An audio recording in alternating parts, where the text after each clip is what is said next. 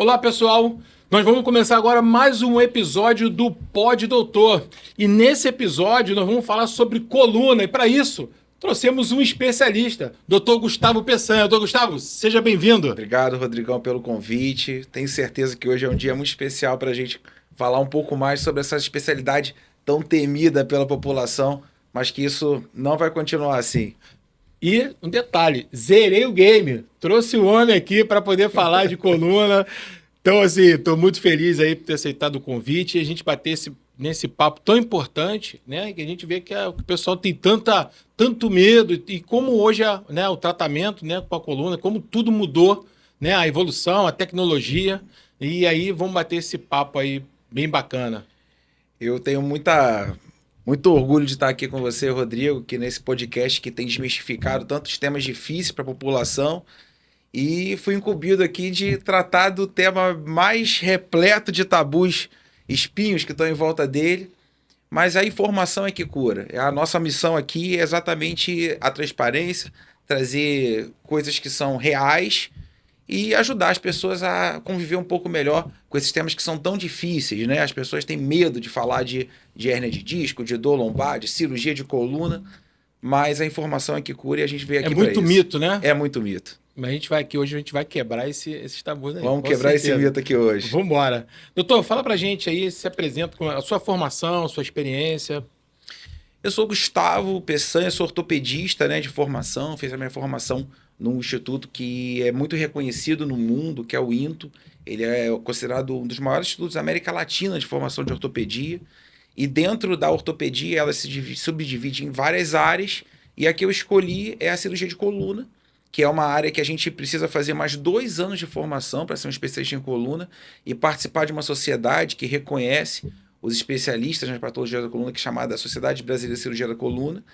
E depois disso, precisei continuar ainda estudando mais para, digamos assim, lapidar esse conhecimento, fazendo mestrado, que é o que ajuda a gente a traduzir aquilo que tem de ciência, aplicar na prática, entender o que realmente pode ser útil e qual é o tamanho disso na aplicação clínica. E nesse tempo aí já se passaram quase 15 anos de estudo, conhecimento.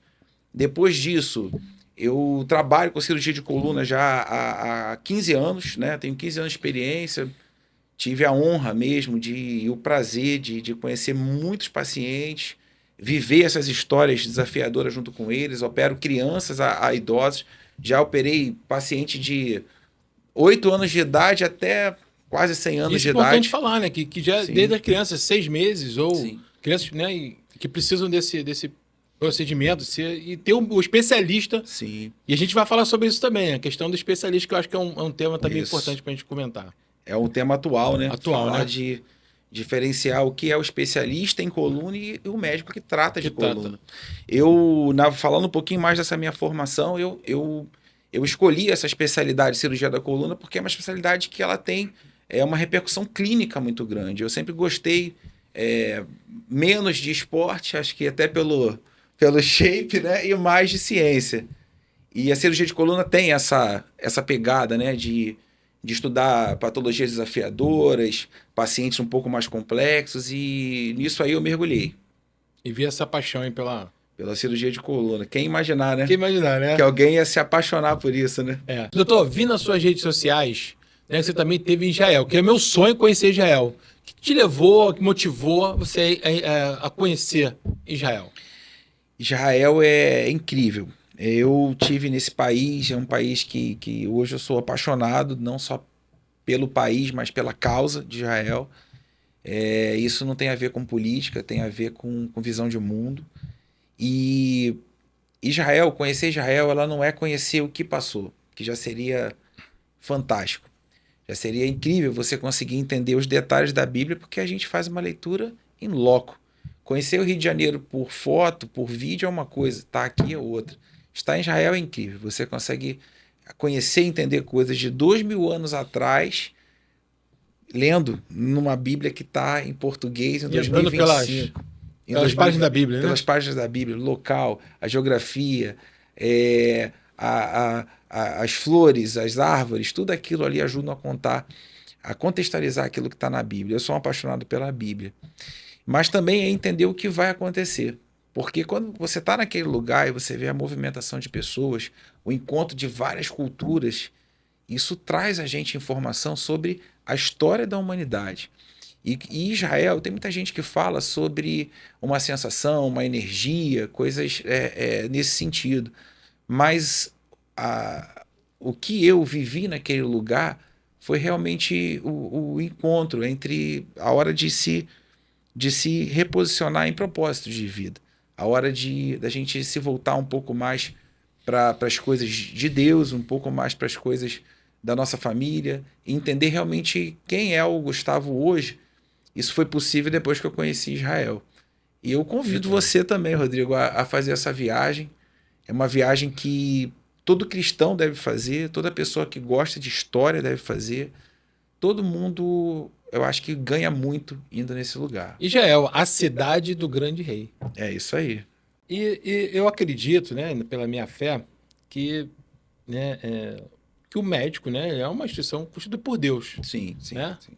E eles são, as mãos dos médicos, eles são Sim. ali as mãos de Deus. Essa é a minha fé. E por que eu estou falando isso? E eu creio que, né, com o médico, você tem essa habilidade que Deus, foi um dom que Deus te deu, e hoje você consegue tocar em pessoas, né, Sim. ajudar, né, ser um instrumento isso na mão de Deus. Isso aí é algo que Deus te deu, esse dom, e é um privilégio isso, né? Eu tive a oportunidade de ir a Israel. Isso é uma coisa que eu realmente recomendo todo mundo. E aquele lugar, ele tem uma coisa especial, porque naquele lugar houve um tempo, né, na história onde Deus marcou um ponto geográfico e falou, olha, aqui eu habito. É aqui que eu me comunico com a humanidade. Lá no Santo dos Santos, para quem gosta de história e para quem tem a fé, com certeza já estudou a Bíblia sobre isso. Só que depois Jesus Cristo fez uma mudança nessa aliança. E ele pegou a presença de Deus, que estava num lugar geográfico, e colocou dentro de cada pessoa. Então eu entendo que a minha missão como médico, de tocar essas vidas, de poder ter a oportunidade de me aproximar num momento de tanta fragilidade, mas também de poder cortar e colocar a mão lá dentro, isso não é uma coisa qualquer. Isso, assim, realmente a gente só pode fazer realmente com a permissão de Deus. Eu gosto até de dizer para minha equipe, pessoas que estão perto de mim, que a gente tem que entrar ali naquela hora de uma cirurgia, num momento tão complicado, tem que entrar com o exército todo no chão para pegar a bandeira. Então, assim, a vitória ela acontece até antes, quando a gente planeja, quando a gente já tem um planejamento cirúrgico bem feito, né? Bem documentado, tudo aquilo converge para a gente ter sucesso. E a cirurgia por vídeo é isso. É uma cirurgia que ela é muito menos procurar o problema e ir direto ao ponto. É a cirurgia do sniper que eu falo. É a cirurgia que é o tiro certo. A gente não procura o problema. A gente vai direto nele, tira ele para o paciente ficar bom logo. Eu falei das mãos porque, assim, há pouco tempo eu vi e falei assim, pô, o cara opera, né? E o cara tem habilidade ali com as mãos, ainda toca violão, canta, ministrando ali na igreja. Eu vi uma postagem sua. Pô, fala um pouquinho, tem esse dom ainda de tocar? Eu sou desafinado, até batendo palma. Eu já vou logo te confessar aqui, entendeu? E fala um pouquinho sobre essa tua vida, essa experiência tua também, já que você falou sobre Deus. Sobre fé, né? Fé. E eu tenho assim, tudo começou, a minha vida como médico começou atendendo numa missão que eu fui participar, né? Essa é uma história que marcou muito a minha vida, porque eu estava numa missão, tinha uma pessoa doente e ninguém conseguia entrar naquele local porque era uma pessoa louca. E essa loucura dela estava relacionada a uma verminose cerebral. E aí eu entrei lá, consegui orar, as pessoas ficaram assustadas porque essa pessoa era agressiva, então ninguém conseguia chegar naquele lugar. E o acesso que foi dado ali como missionário, no caso, né, como cristão, para poder fazer aquela oração e estar com aquela equipe. E na hora que eu enxerguei aquilo ali, eu falei, olha, essa aqui não é uma doença qualquer. Não é uma doença só da alma, do espírito, né, como as pessoas imaginavam. Existia ali uma verminose, uma chaga da humanidade que estava representada naquela pessoa.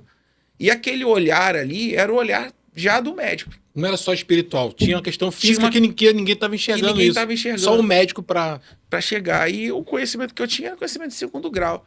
E aí naquela hora, acho que ali se conectou. Deus olhou para minha vida e colocou uma paixão naquilo ali. A paixão de entender porque a chaga da humanidade, ela é espiritual, ela está na alma, mas também está no corpo.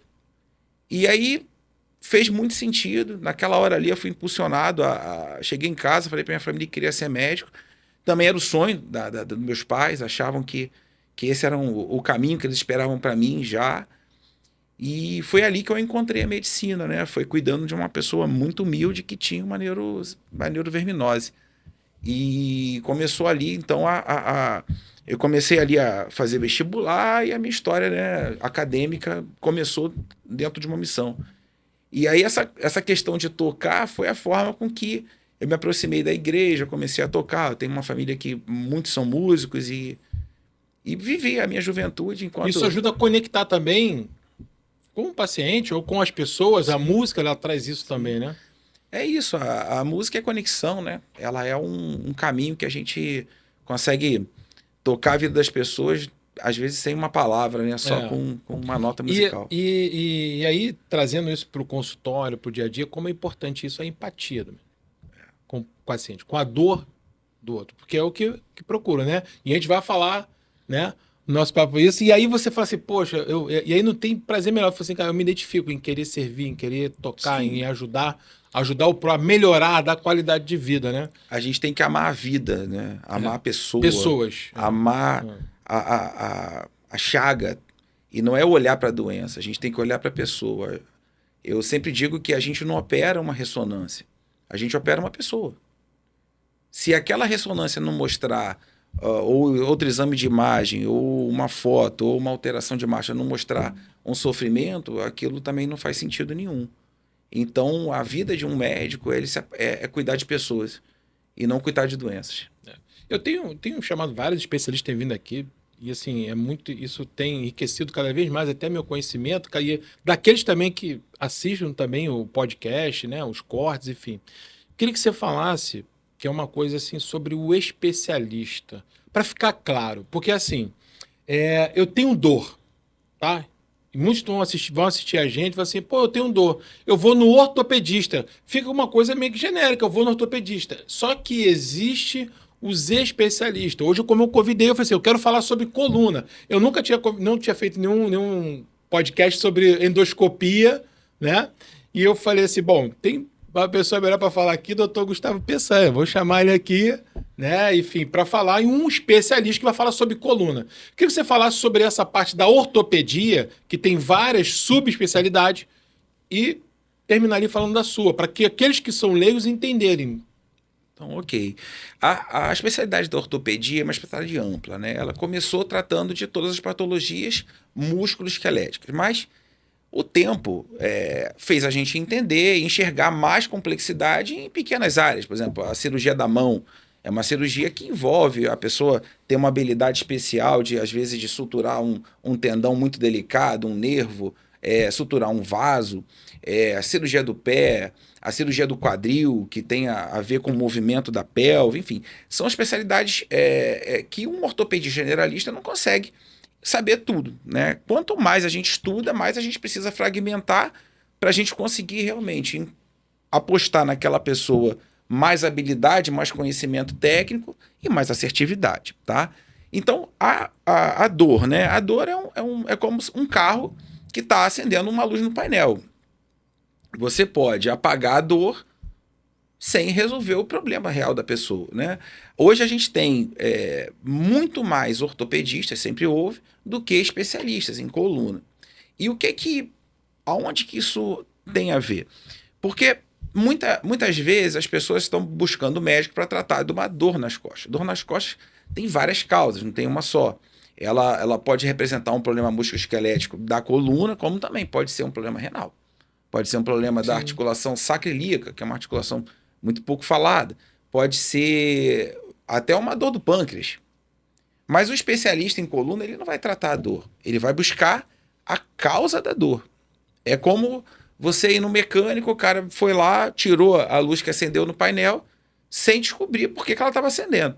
Então, o especialista em coluna é alguém que fez, além da residência de ortopedia, fez também uma residência própria para isso. Uma residência, normalmente são 2 anos, como eu fiz lá no INTO, E a gente passa 2 anos avaliando diariamente, operando diariamente, vivendo a vida de um especialista em coluna. Então, esse tempo ele vai munindo você de experiência para saber, olha, quanto tempo que esse tipo de dor, que às vezes parece muito grave agora, quanto tempo que ela fica boa até sozinho? Sim. Qual é a repercussão de uma cirurgia super complexa? Quantas vezes você fez? Então, viver a especialidade de coluna é totalmente diferente de tratar uma dor de coluna. O especialista é alguém que deixou de ser um médico generalista, como eu, por exemplo, que há praticamente 15 anos só trabalho com cirurgia de coluna. Não é que se uma pessoa chegar lá com uma dor no joelho, eu não vou ter noção do que é. Sim, Porque eu claro. sou ortopedista. Sim. Mas acontece que a minha vida é tratar de escoliose, hérnias de disco, cifoses, patologias degenerativas da cervical. Enfim, é uma vida de um especialista. Isso é totalmente diferente. Hoje, no Brasil, a gente tem, na ortopedia, são acho que 8 sub-áreas. Cirurgia da mão, do pé, do quadril, cirurgia do joelho, cirurgia do ombro, cotovelos, ortopedia pediátrica, Sim. que é quem cuida Trauma. de trauma, e os especialistas em coluna e os especialistas em tumor, oncologia ortopédica. Isso, verdade. São essas sub-áreas. Que também que é importantíssimo também Importantíssimo. essa área, né? E principalmente na coluna, Sim. para tratar, né, esse tumor da coluna, né? E muitas vezes o que faz mais sentido é a gente encaminhar, eu encaminho muitas vezes para um especialista em quadril, quando eu percebo que aquela patologia da coluna está relacionada a alguma disfunção do quadril, né, algum problema do quadril, porque a gente divide para estudar, mas o corpo é um só. A gente nunca pode esquecer que um desbalanço, uma mudança no movimento vai afetar uma outra articulação. A gente está falando da coluna porque, assim, a curva de aprendizagem É a mais longa, é né? mais longa, É. né? E eu acho também que é a mais temida, né? Aquela área ali, né? Enfim, toda a segurança que envolve a cirurgia de coluna. Mas você tem um papo para outro dia, a gente poder falar de escoliose, deformidades, tumor. Acho que é um papo assunto bom. muito, é um assunto muito bom e que traz, porque para falar como hoje a ortopedia, como a cirurgia da coluna, ela é segura, né? Sim. Mas vamos falar de endoscopia, Vamos lá.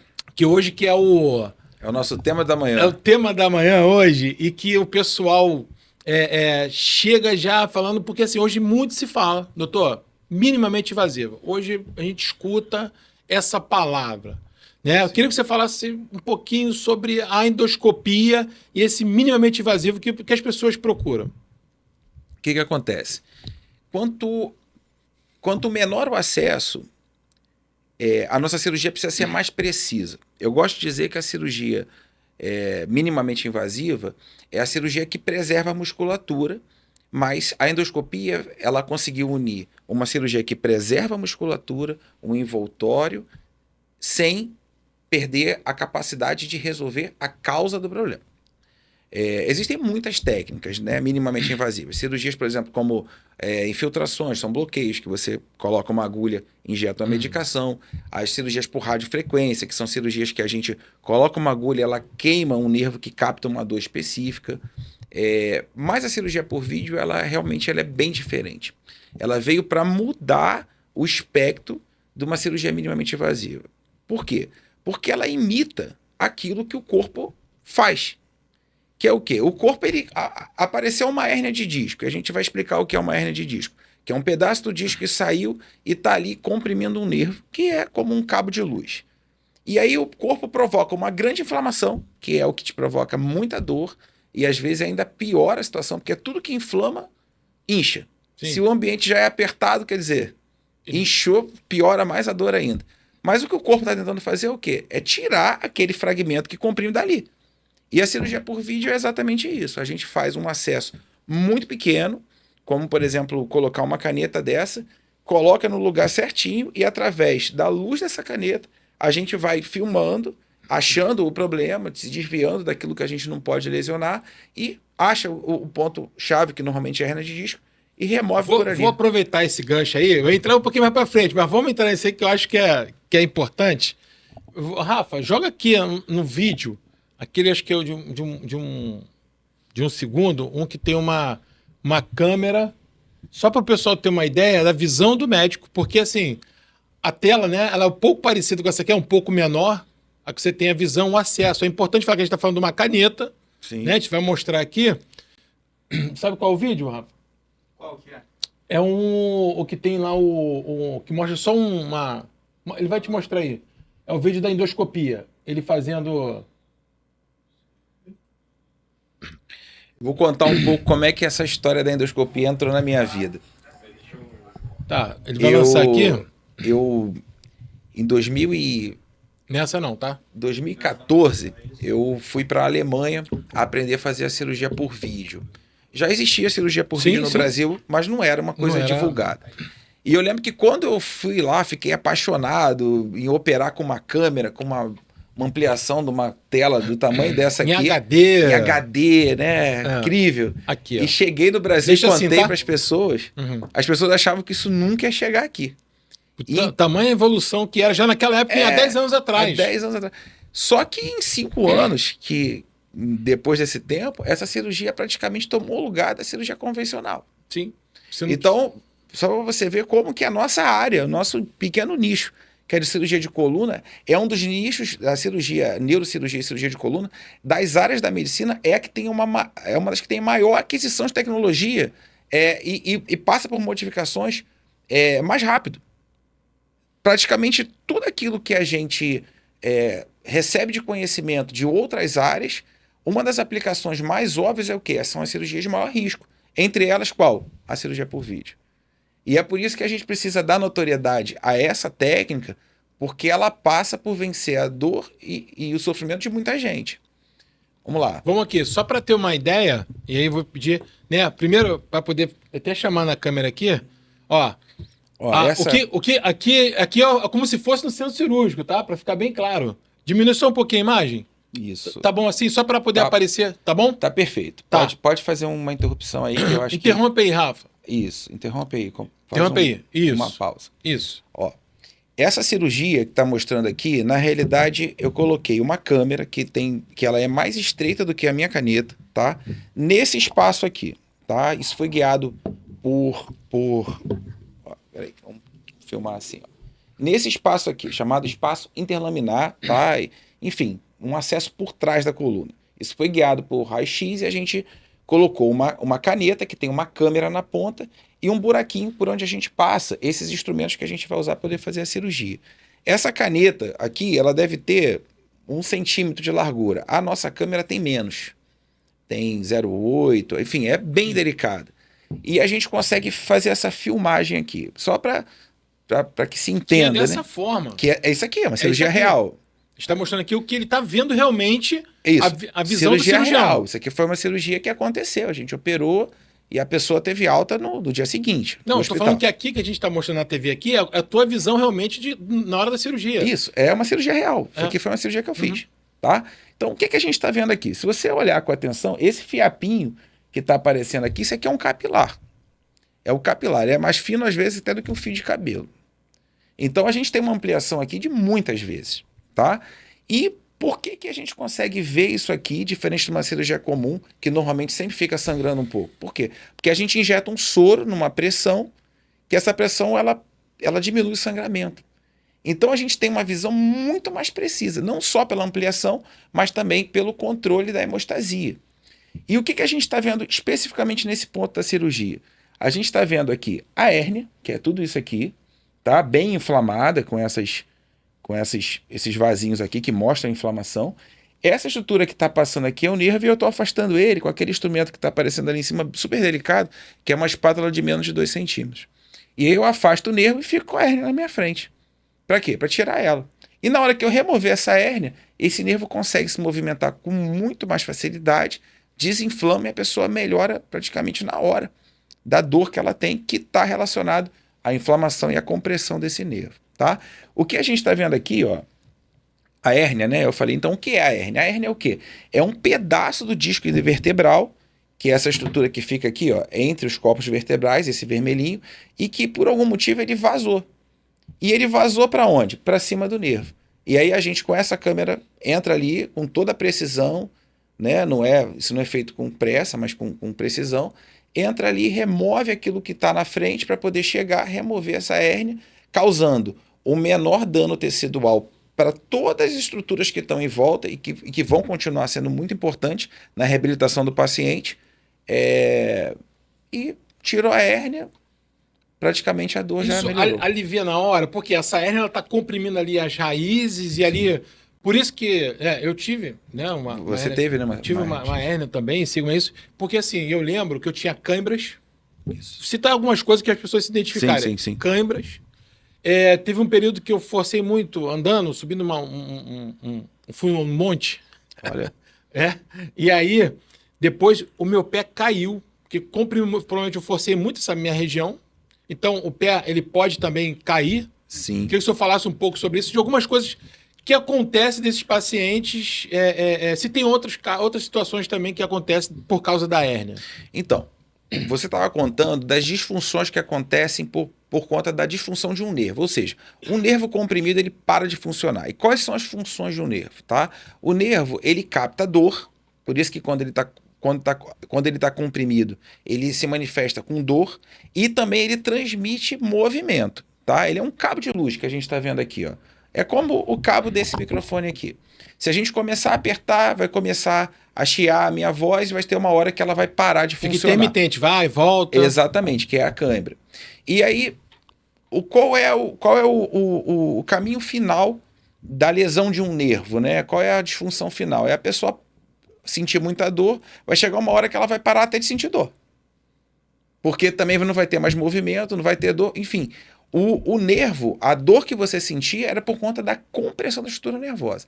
Quando a gente, com essa técnica, por exemplo, a cirurgia por vídeo, vai lá e remove aquele fator agressor, imediatamente o nervo ele volta a se perfundir, né, ter as funções dele, que são importantes, e aí a tendência é que a dor melhore, a função de força melhore.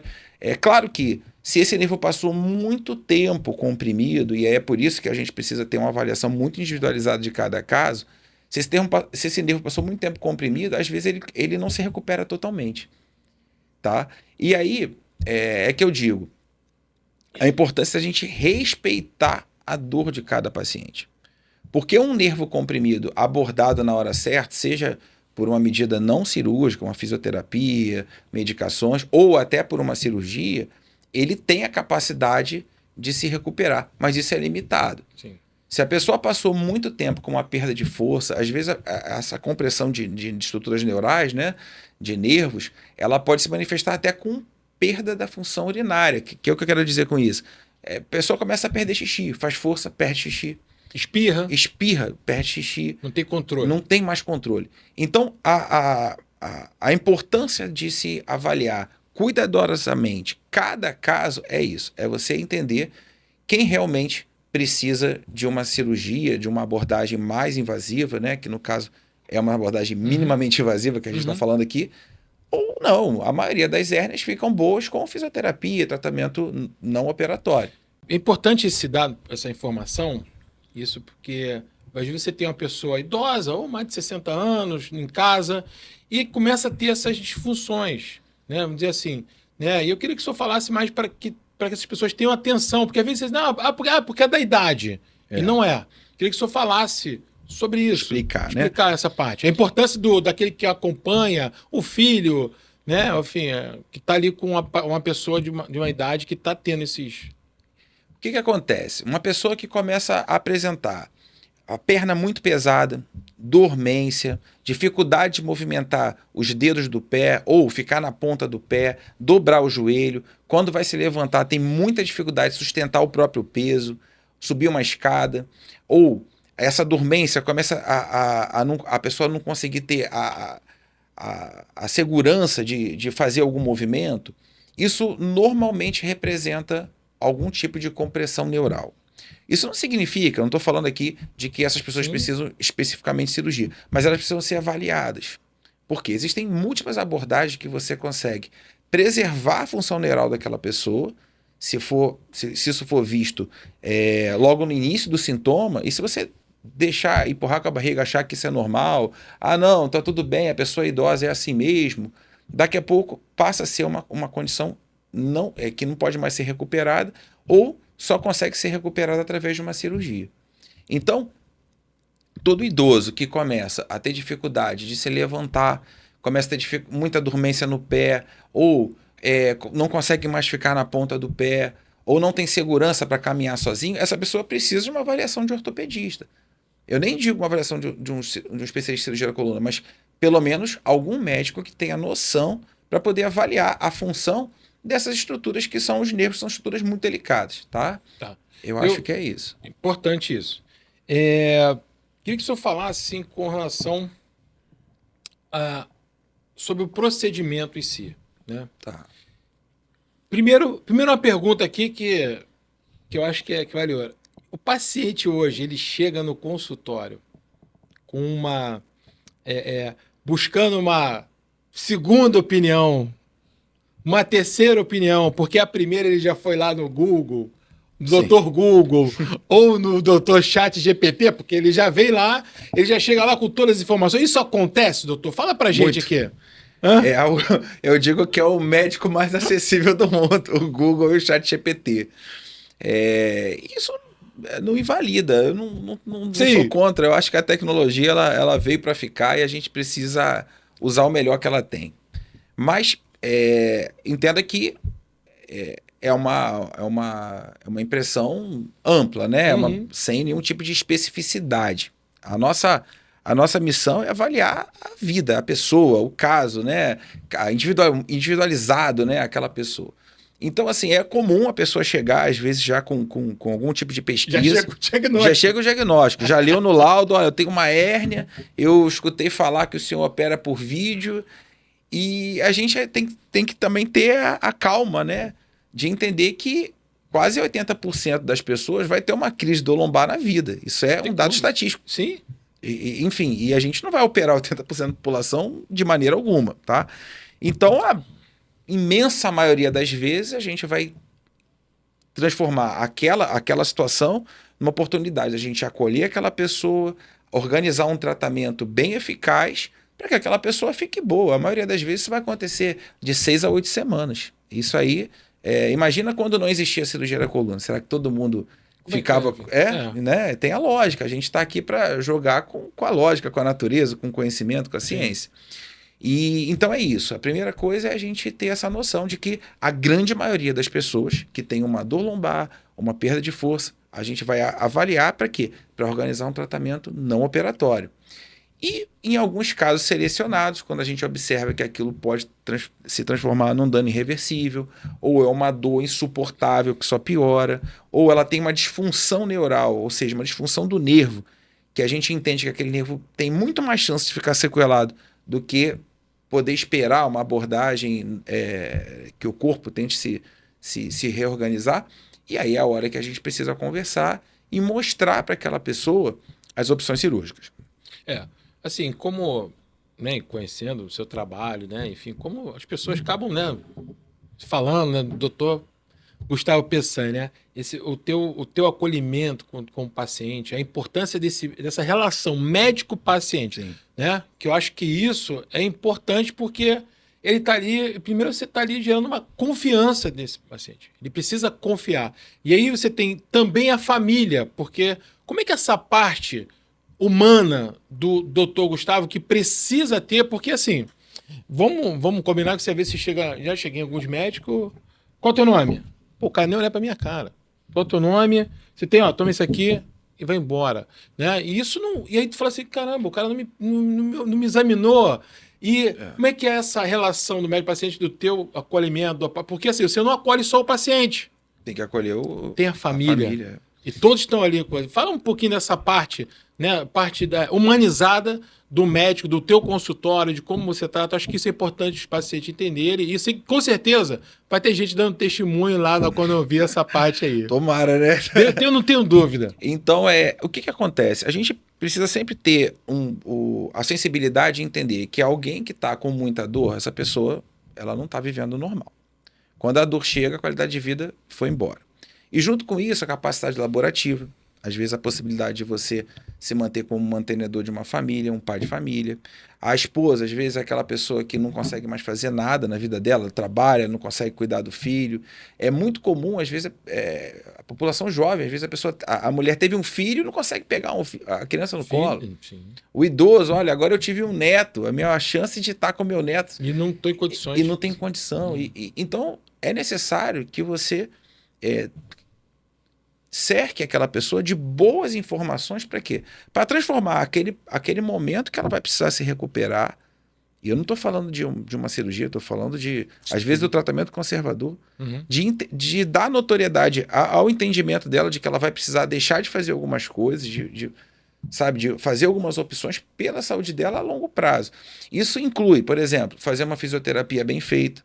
Tá? Infelizmente, a gente sabe que a maioria das opções de fisioterapia por convênio ou pelo SUS não são boas. Isso está relacionado a uma dedicação de profissional que às vezes está sendo mal remunerado. E fazer com que a pessoa entenda de que aquilo ali é um privilégio que ela está tendo, de ter alguém para cuidar dela com toda a dedicação. E mostrar o valor que aquilo tem a longo prazo para a pessoa. Mostrar para ela que aquele afastamento laborativo não é uma coisa infinita, que ela vai conseguir se recuperar em algum tempo para poder voltar a ter as funções dela sociais. Então, a hérnia de disco, ela tem um impacto social muito grande.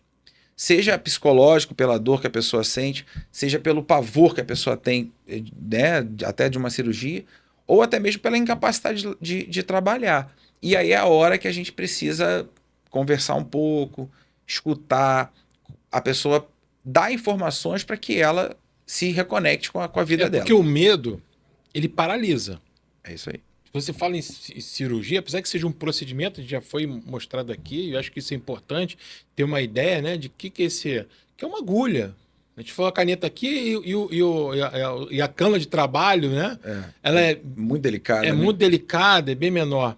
E aí o paciente, ele chega com muita coisa, ele tem pavor disso. Então, esse momento do médico, da empatia, do acolhimento, né, de trazer uma experiência para ele poder falar assim, não, poxa, eu estou confiante para realizar isso.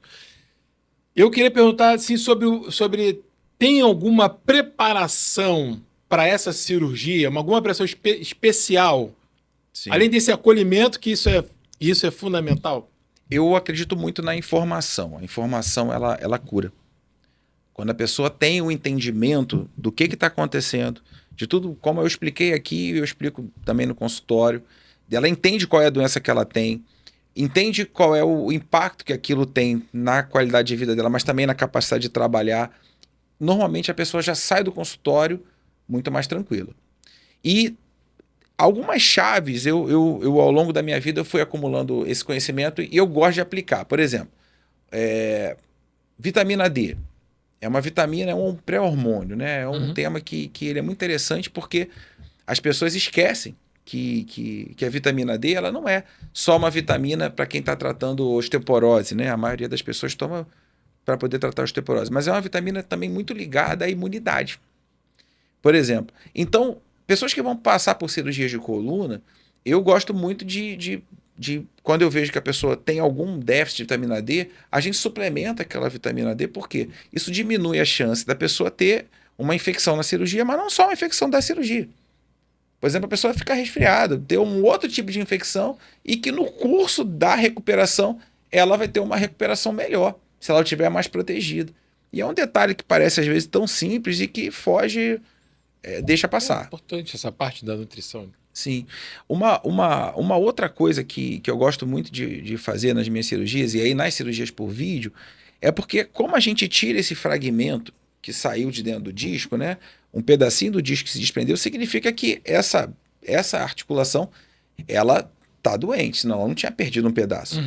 Então, a gente usa uma cinta, chamada cinta de Puth. É uma dica que eu dou, e já teve até paciente de outros médicos que não tiveram um resultado tão legal e vai me procurar e falar assim, cara, eu só preciso que você use uma cinta de Puth. Que é o tempo do quê? Daquela cicatrização acontecer por conta da estabilidade. A cinta da estabilidade. A estabilidade. Estabiliza com uma cinta, avisa a pessoa que ela não pode abaixar, não pode carregar peso. Ou seja, preserva, diminui a demanda daquela pequena articulação que a gente operou e a pessoa tem uma recuperação muito melhor e até mais segura, evitando que a pessoa tenha uma nova hérnia. Parece uma coisa trivial, mas quando a gente esquece que a nutrição e as medidas pós-operatórias fazem parte fundamental da recuperação de uma cirurgia, o resultado às vezes não vem. Mas eu já entendi por que tu pede a cinta. Por Eu quê? entendi, captei. Por quê? Porque o paciente ele fica tão bem depois da cirurgia que ele abusa. Que ele fala assim, pô, eu tô legal, cara, eu tô sem dor, eu tô bem. Aí ele começa e tem isso, doutor. O paciente fala assim, pô, eu tô tão bem que... Aí tu quer dizer, para garantir o teu trabalho, você, cara, bota a cinta. É bom pra pessoa lembrar também, né? É isso? Porque assim, acaba que a pessoa, não, eu tô bem, vai lá e, pô, pega um bujão de gás. Caramba, aí... A cirurgia por vídeo, ela tem uma invasão tecidual muito menor do que a pessoa imagina, né? O senso comum é de que a pessoa vai passar por uma cirurgia gigante, vai passar um trator em cima dela, e aí de repente ela faz uma cirurgia delicada, que ela sai do hospital no dia seguinte com um acesso que você pode até mostrar aqui. Rafa, bota aqui pra gente ter um acesso aqui, aquela outra que ele bota o band-aid ali. Olha lá, ó. E a cirurgia por vídeo, ela acaba assim, com esse pequeno acesso, um band-aid. Isso pode dar uma falsa impressão de que a pessoa não passou por uma grande cirurgia e que isso não tem tanta importância a longo prazo na vida dela. E às vezes acontece isso que ele falou mesmo. Como eu não sentiu nada, aí... Por isso que a cinta ele fica tão bem, né? Porque tirou a dor, tirou a hérnia, tirou a hérnia, acabou a dor. E aí a pessoa fica tão bem que às vezes esquece que ela precisa tomar cuidado para não perder a cirurgia. E aqui tá falando aquilo que é 12 dias após o pós-operatório. É isso aí. 12 dias a gente já tirou o ponto, colocou um band-aid, vai usar a cinta. Eu gosto de manter essa cinta por 6 semanas, tá? E isso para todas as idades. Atleta de alta performance, lutador. Pode soletrar aí o nome da cinta? Que o pessoal... Cinta de Pucci. Cinta de Pucci. É uma imobilização que a gente coloca nessa região abdominal.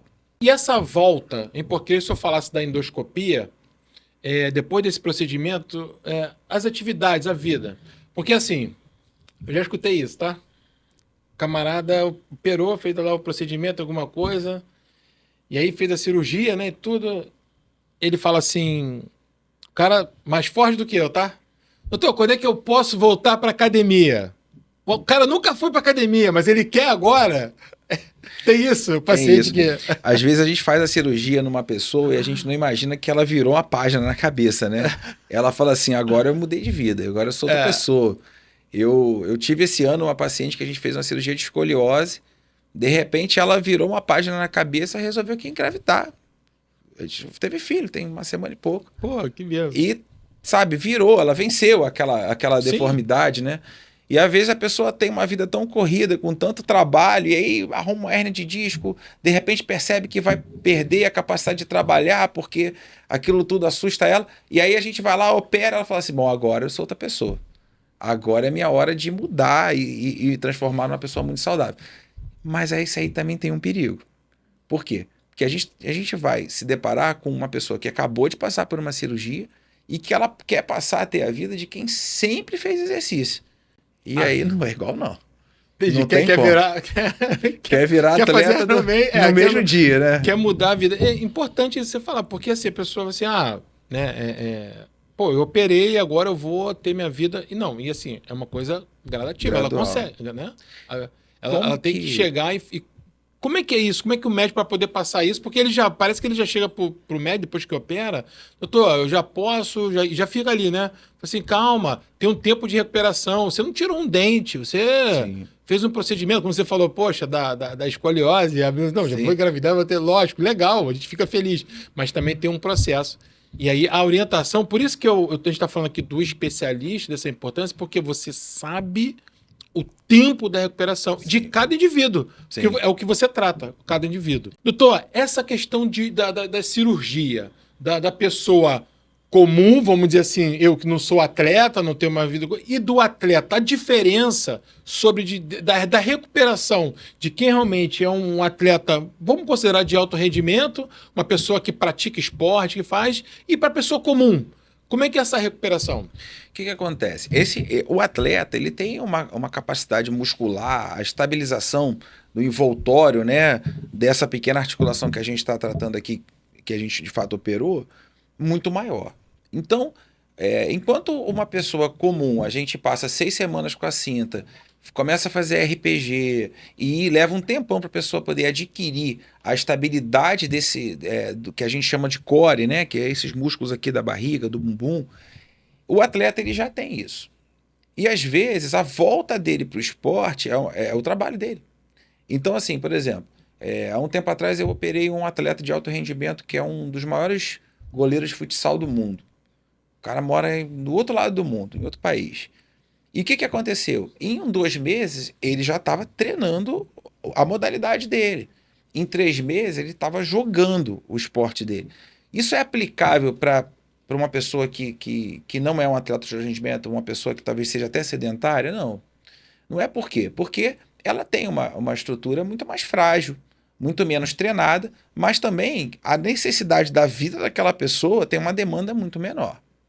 Ou seja, aquele atleta, ele tem muito mais força, muito mais estabilidade, mas ele demanda muito mais. E a pessoa que às vezes trabalha no escritório, ou a pessoa que trabalha em pé, mas não carrega peso, ela tem uma demanda menor também. Então, a recuperação de cada paciente é individualizada por isso. Porque ela tem a ver com aquilo que a gente avalia como a estabilidade que ela já carregava antes do procedimento, o tempo, às vezes, que ela ficou afastada, até por conta da dor, mas também com a demanda que ela vai desenvolver ao longo do tempo. Qual a experiência que eu tenho? De uma forma geral, de 4 a 6 meses, a grande maioria das pessoas já voltou, que tiveram um bom resultado, né? E, enfim, toda cirurgia a gente precisa avaliar individualmente o resultado. Mas a maioria dessas pessoas, de 4 a 6 meses, já voltou a ter uma vida normal. Até pela sua experiência, né? E aí trazendo, e a importância do especialista. Vou trazer aqui de volta esse assunto que eu acho que é importante. Que às vezes, né, ele pode, lógico, passar por outros. Como você falou, assim, eu sou ortopedista, eu posso fazer outras coisas. E fez, né? Passou por outra especialidade. Só que você se apaixonou e nós ganhamos um grande cirurgião de coluna, né? Mas você poderia ter se apaixonado por joelho, quadril, sim, enfim, passou por tudo. E aí, quando a cirurgia de minimamente invasiva, né, que pode ser feito por outros especialistas, né? Só que não tem a mesma curva. E aí acaba, às vezes, se precipitando na liberação desse procedimento. E esse dano para esse paciente, né? Como é que porque assim, ele acaba que em algum momento ele vai voltar lá para o especialista. Ele vai falar assim, pô, eu tenho que ir em alguém. Isso pode acontecer? Isso acontece? Eu gosto de dizer o seguinte, que operar não é um ato mecânico. A grande habilidade de um cirurgião não é a ponta do dedo dele, eu não sou um pintor, um escultor. A nossa grande expertise é planejar bem, orientar bem, planejar, operar as pessoas que realmente vão ter bom resultado, liberar na hora certa. A opinião de um especialista está munida do quê? Às vezes de uma vida vivendo aquele procedimento. E aí é por isso que realmente eu te recomendo a buscar a opinião de pessoas que são especialistas. Por quê? Porque você parar a sua vida, se submeter a um risco, e toda cirurgia tem risco. Sim, claro. Né? A gente não está aqui para subestimar isso. E, de repente, fazer um procedimento, às vezes, por uma opção errada, você perder aquilo tudo e ainda ficar pior do que estava no início, não faz sentido. Porque para recuperar aquele tempo também depois é difícil. O tempo não volta, né? Não volta, essa né? que é a realidade. E essa parte, né? Enfim. Mas eu queria perguntar o senhor o seguinte, dúvidas que chegam no consultório. Doutor, a cirurgia, ela é segura? Tem essa pergunta? Sim. A preocupação? Porque assim, a gente está falando da endoscopia como ali... a gente nem colocou aqui, Rafa, uma ressonância. Né? Eu acho que é importante também para a gente falar ilustrar, aqui. Né? Ilustrar, né? E aí o paciente chega, porque quando eu vi essa ressonância, eu falei, cara, ele pegou a minha ressonância. Isso. Depois se der aumentação um pouquinho, se der, que só para ele depois apontar. Isso, tá ótimo. Né? Isso aqui é a coluna. Enfim, né? Aqui é uma dor bem ali embaixo, ali na L5S1, se eu não errei. Me ajuda aí. Tá perfeito. Eu fiz no chat GPT, por isso que eu estudei, lógico. Eu não vou chegar aqui e dar mole. Eu falei, cara, aqui, deixa eu botar aqui, deixa eu contar aqui mais ou menos. Mas vamos lá. Para depois de comentar isso aqui. O paciente chega assim, doutor, qual a primeira preocupação do doente é uma coisa que você precisa trabalhar, que é o psicológico. Claro. Ele tá ali, não tá aguentando de dor. Ele tá com alguns déficits, lógico, né? Um tipo de uma hérnia dessa. Mas a preocupação dele é seguro? Essa pergunta. Sim. O que é importante pensar? A segurança de uma cirurgia está relacionada ao planejamento dela. Então, assim, a cirurgia por vídeo é segura? Sim, é segura. Ela está homologada no mundo todo e no Brasil também, e a gente tem experiência, já fez mais de 100 casos, muitos casos. E muito mais, né? Muito mais de 100 casos, né? Uhum. Enfim, e a gente conhece isso. Agora, se a pessoa tem muito medo, a minha missão também não é convencer.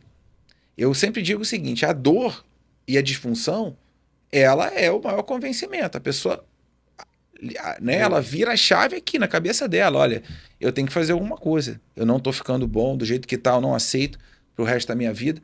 A minha grande missão dentro de um consultório é o quê? É informar e também externar a minha experiência. Aquilo que eu acredito, aquilo que eu vi, aquilo que eu posso realmente acrescentar na vida da pessoa. Não é exatamente convencer. Porque se a pessoa tem uma imagem dessa aqui, não sente dor nenhuma na coluna, por que a gente vai operar? Né? É sempre isso. Então, entender que quem convence da cirurgia é o próprio paciente. A minha missão é dar essa informação, emprestar o conhecimento, munir a pessoa de informações o quê? Científicas, que é o que eu represento como médico. Tá? E dizer para ela, olha, eu já tive outros casos que se comportaram dessa forma. E na hora que a gente faz dessa forma, a gente vai tranquilizando a pessoa. Tirando ela daquele campo do total desconhecimento, do mito, né? Do tabu, porque... vai ter um vizinho que vai falar... Eu ia falar isso agora. O vizinho vai falar, olha, eu conheci uma pessoa que operou a coluna, tá na cadeira de rodas, enfim. E aí a gente vai mostrar para ela o quê? O mundo de quem vive isso todo dia, tá? Não é que... eu gosto de... O paralelo é mais ou menos o seguinte, olha, quem saiu da Europa numa caravela com Pedro Álvares Cabral veio para o Brasil, era seguro? Alguns chegaram. Chegaram, né? Sim. Alguns chegaram. E hoje todo mundo é capaz de pegar um avião e ir para a Europa e voltar, às vezes, na mesma semana. O tempo passou, a tecnologia mudou. Sim. É para todo mundo fazer isso? Não. É para quem realmente precisa ir lá e viver aquele tempo naquele lugar. Então, a cirurgia ela é segura, tá? Se essa é uma resposta objetiva, ela é segura quando ela é bem indicada, quando ela realmente tem benefício. E a nossa missão como cirurgião não é convencer, mas é muito mais acolher e emprestar o quê? Aquilo que a ciência tem a favor daquela vida. Doutor, tem esse paciente que ele é convencido porque assim, eu quero operar porque eu preciso. Não é porque eu quero, não é uma estética. Eu quero ficar mais bonito, que eu quero botar cabelo, barba, seja lá o que for. Eu quero fazer o procedimento. Não, o paciente opera, foi o que você falou. A escolha é dele, porque ele precisa, porque ele tem nenhumas dores. Tem aquele que chega querendo assim, doutor, eu quero operar? Tem. E não tem indicação? Sim.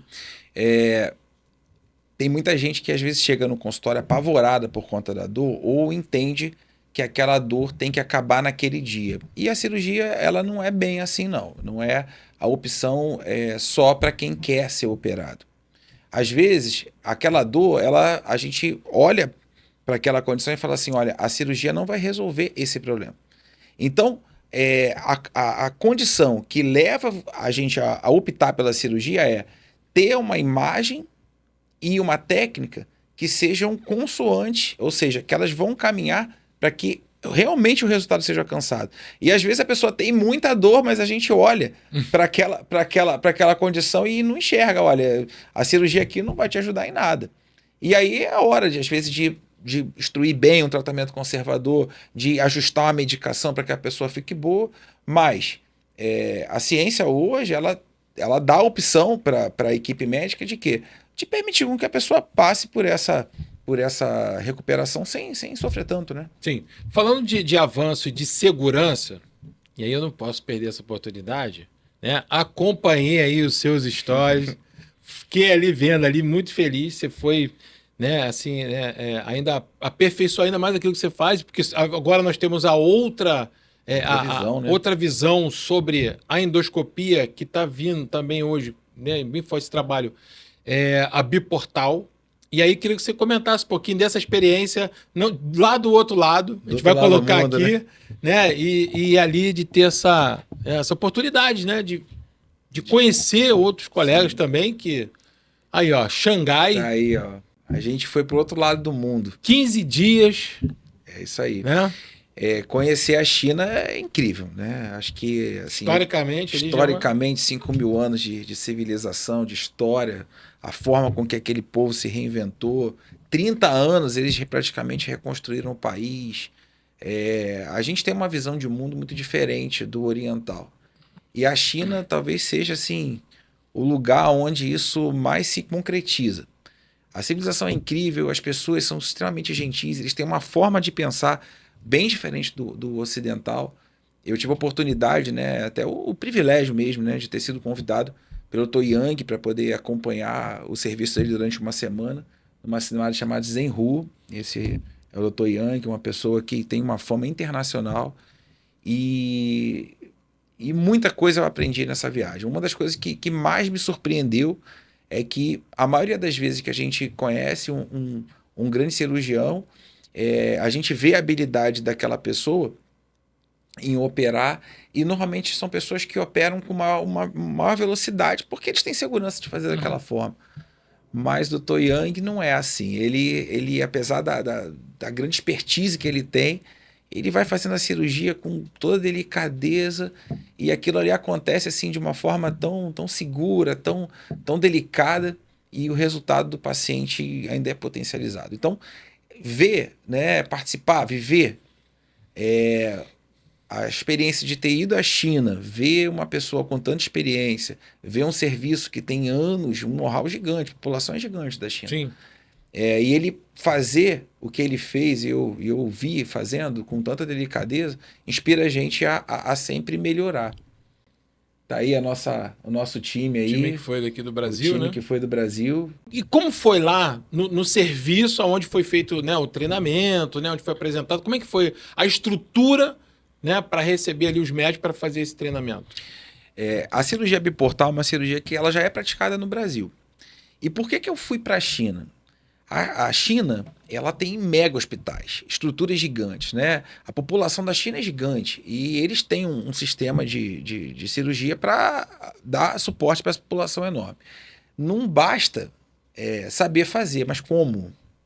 Né? Com que detalhes, né, que eles transformaram essa cirurgia numa cirurgia tão segura no país deles. Então, por exemplo, esse hospital que eu visitei lá na cidade de Zhenhu, na China, é um hospital que tem 2 andares só dedicados à cirurgia minimamente invasiva de coluna, onde se destaca o quê? A cirurgia biportal, que é essa cirurgia que a gente foi ver.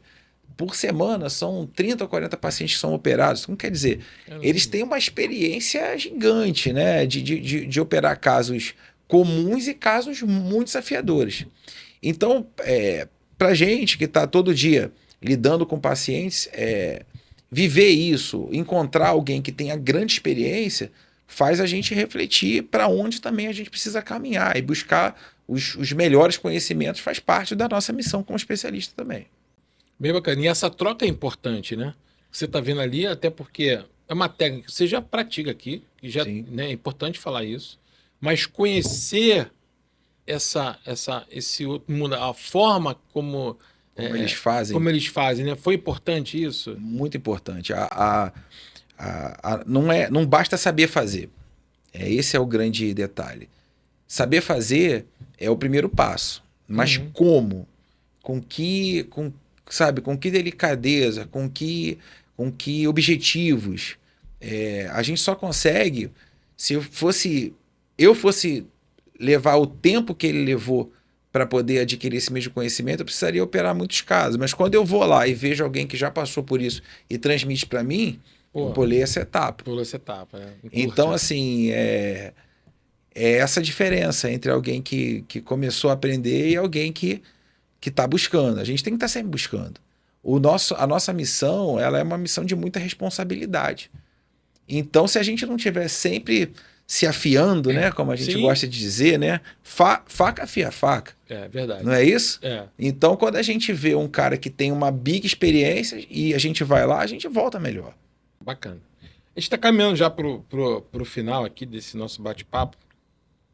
E aí eu tenho aqui um quadro chamado de Mitos e Verdade. A gente vai fazer aqui algumas perguntas, a gente já bateu um papo sobre isso, e você vai ali, né? Você vai falar é mito, é verdade, e comenta um pouco, né? Que também que quebra também alguns paradigmas. Mas antes de entrar nisso aqui, e aí você falou sobre o vizinho, né? Que é o pai de discuta, porque assim, e hoje, né, com a demora, né? Eu vou aqui abrir esse parênteses, porque eu ia comentar, acabou que passou. Né, hoje a gente, os procedimentos, é importante a gente falar que o procedimento ele demora, você pede a cirurgia e está havendo uma demora. A gente vem passando um processo complicado diante das operadoras, né, enfim. Sim. E aí fica 4, no mínimo 4, estou sendo aqui generoso, 4 meses, Sim. só que a gente sabe que autoriza até com mais tempo. E nisso o paciente ele fica ali naquele, e meu procedimento, e minha cirurgia e tudo. E aí ele começa a ouvir, né? O vizinho, né? Olha, não opera, fulano ficou assim, toma um chá japonês. Hã? Aí começa aquelas coisas, olha, passa saião. Eu sou da época do saião, tá? Minha avó tinha saião, minha saião era para tudo. Isso acontece muito, né? Né? E o paciente ele fica ali. Isso chega no consultório, o paciente fala assim, pô, doutor, não vou, mesmo ele estando com dor, não quero operar. Ah, doutor, porque, pô, um vizinho falou, chegou. Tem essa... Tem uma certa desinformação social, né? Eu preciso sempre me alertar que a história da cirurgia de coluna ela não foi sempre como ela é hoje, tá? A cirurgia de coluna passou por muito tempo onde os métodos que a gente tinha de avaliação não eram tão bons. E isso fez com que muitas pessoas tiveram resultados ruins, porque você não tinha capacidade de planejar com tanta precisão como hoje. Uhum. É como eu falei, daquela... como é que a gente chegou a A caravela de Cabral? Chegou aqui. Quantas caravelas... Já também a gente não sabe que... quantas caravelas não chegaram? Não chegaram. Né? Só que eu acho que o tempo ele melhorou tudo isso, né? E a cirurgia de coluna tem um detalhe, e aí eu acho que você precisa alertar o seu vizinho, que a cirurgia de coluna ela não se dedica a tratar das mesmas coisas. Então, por exemplo, uma pessoa que tinha um tumor gravíssimo na coluna que comprimia a medula, ou seja, ela ia perder a vida. E alguém foi lá e operou ela e ela parou de andar, mas ficou viva. Salvou a vida daquela pessoa, mas ela ficou na cadeira de roda. Tá errado isso? Não. Era necessário que fosse feito para salvar a vida, né? O maior bem que nós temos é a vida. Uhum. Mas isso também é cirurgia de coluna. Assim como alguém que vai lá operar uma hérnia de disco. Né?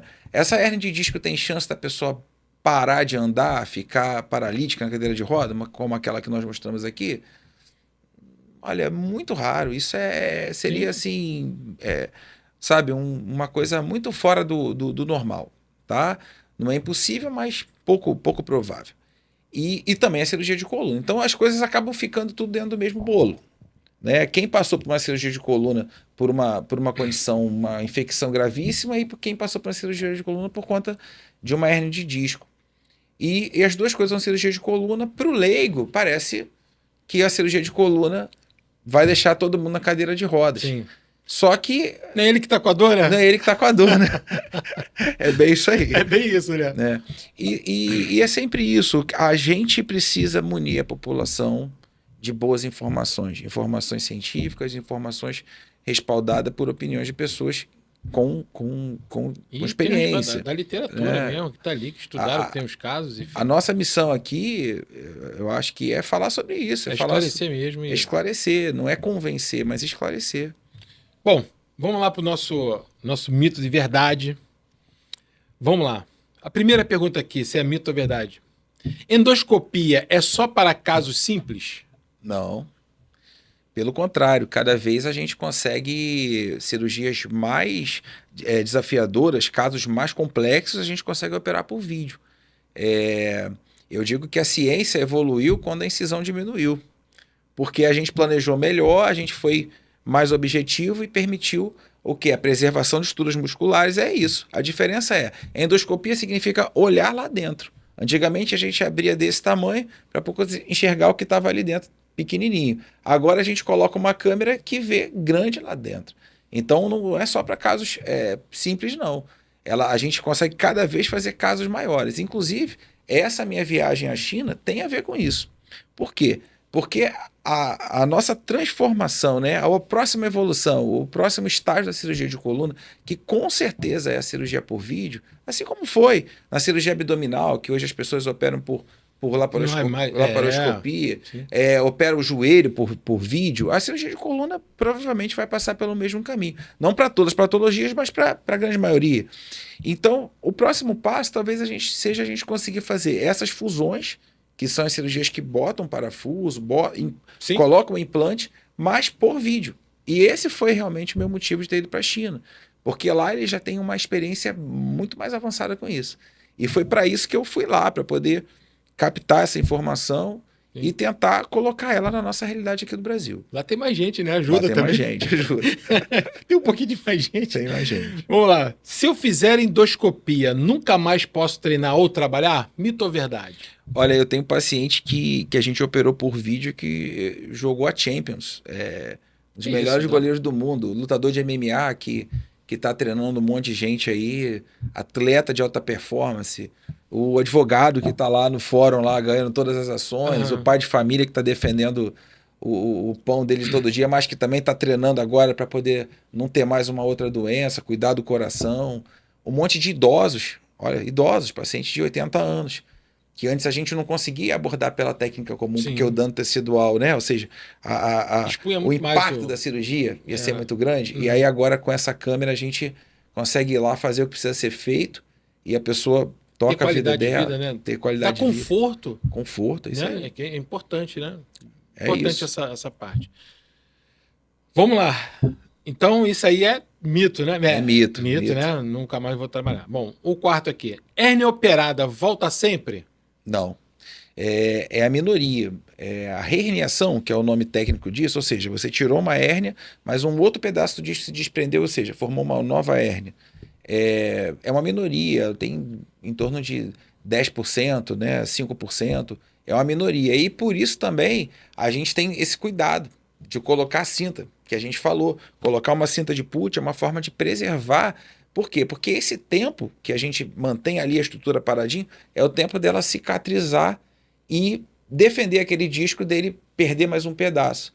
E essa é uma abordagem que a gente passou a fazer já há alguns anos e diminuiu radicalmente o nosso número de novas hérnias no mesmo segmento. Eu tô pensando em comprar essa cinta aí do put aí, que se for para evitar qualquer problema, para ajudar a dar uma... Mas para você não precisa, não. Vamos lá. UB, né? A gente está falando aqui para falar aqui que é o biportal. O que é, né? O UB? Não, aí vem o mito verdade. É o mesmo que endoscopia tradicional? Não. A endoscopia tradicional, essa que a gente mostrou aqui, a gente opera com uma câmera e essa câmera tem uma luz por onde a gente faz a cirurgia, tá? É um buraquinho só, entre aspas, né? A endoscopia biportal, não. Ela é mais parecida com a cirurgia do joelho. Então a gente coloca uma câmera que só filma e um outro acesso, ou seja, um outro buraquinho por onde a gente passa os instrumentos que a gente vai manipular as estruturas, retirar o que precisa retirar. Então, o UB é isso, é biportal porque tem 2 buraquinhos.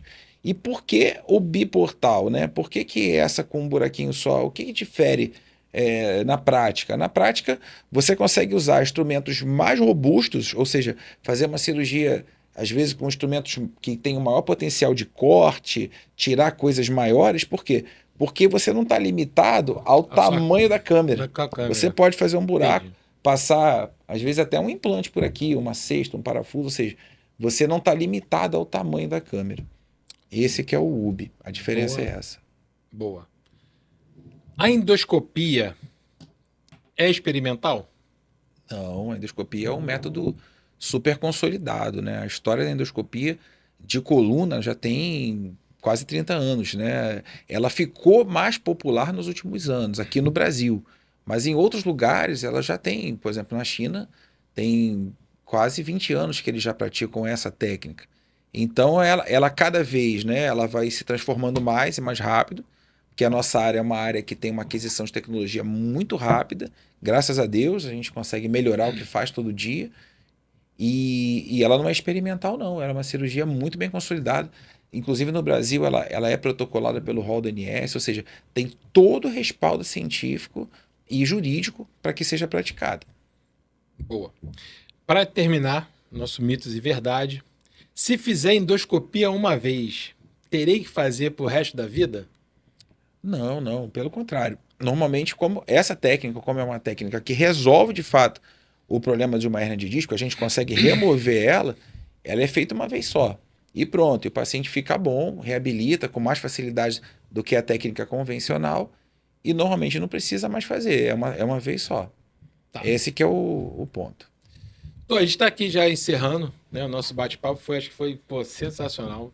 E queria que o senhor deixasse uma palavra para os seus pacientes, para aqueles que querem, que estão com dor na coluna e querem procurar, só falar também onde o senhor está atendendo.